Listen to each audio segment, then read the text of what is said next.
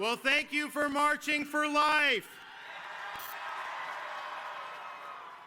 You know, I kind of feel like we have a lot of momentum. So there's this issue that the president has introduced, which I'm supportive of, to say the Constitution doesn't give birthright citizenship to people that are here illegally. I think that's the decision of the Constitution, but it's interesting. Not everyone likes that.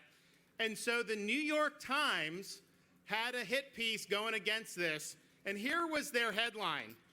Undocumented women ask, will my unborn child be a citizen? So the New York Times is admitting it's not just a clump of cells. Let's welcome the New York Times to the pro-life movement. Wow.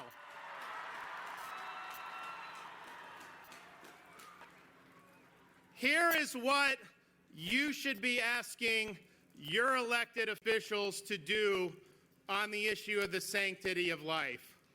Show courage in defense of the unborn.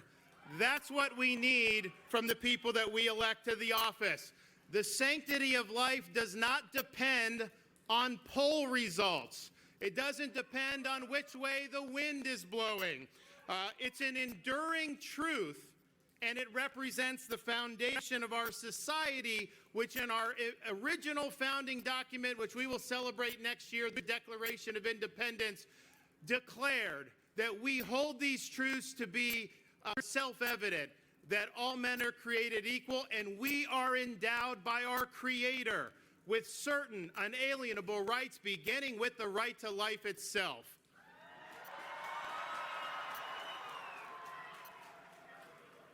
And I remember when Dobbs came down, it was a big victory for the pro-life movement, but a lot of people didn't necessarily know, what were you going to do? What was the left going to do? There were all these things going, and what the left did is they poured hundreds of millions of dollars into these ballot initiatives. And in 2022, they swept the country. I think they won every single ballot initiative in favor of many times abortion on demand until birth.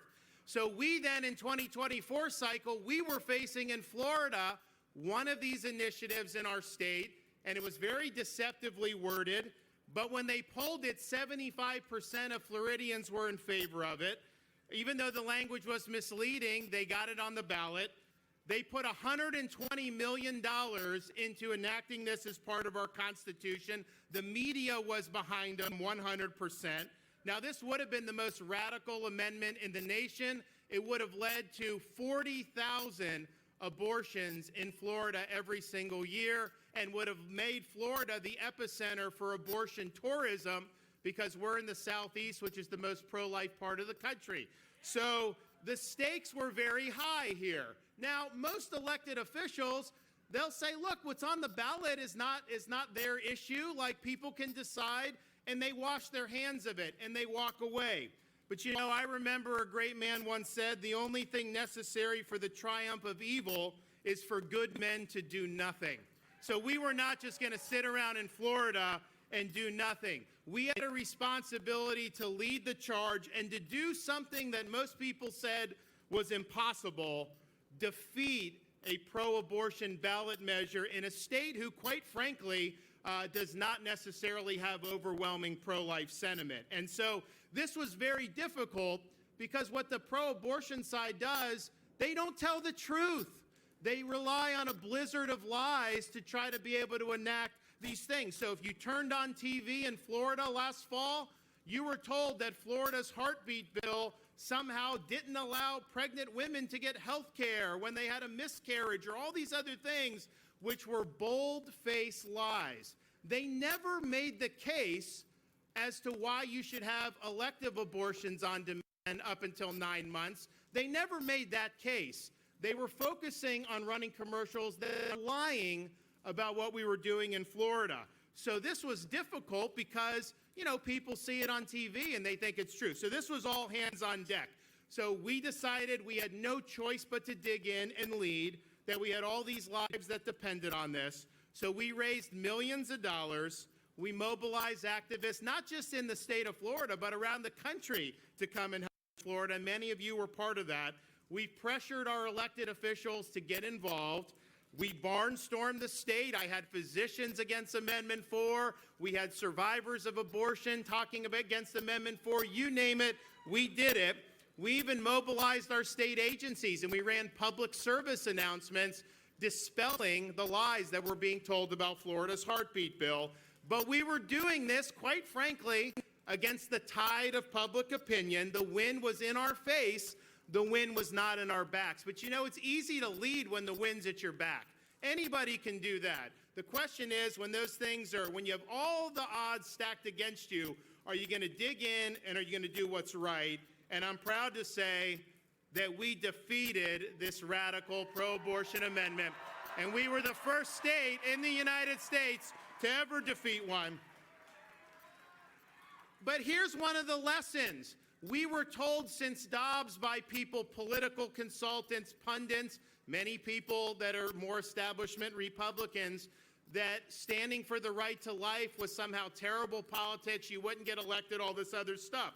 Well, I can tell you I'm proof that that's not true, because when Dobbs was overturned, I ran on a pro-life platform on the Heartbeat Protection Act, and I won the largest victory that any Republican has ever won in the history of the state of Florida.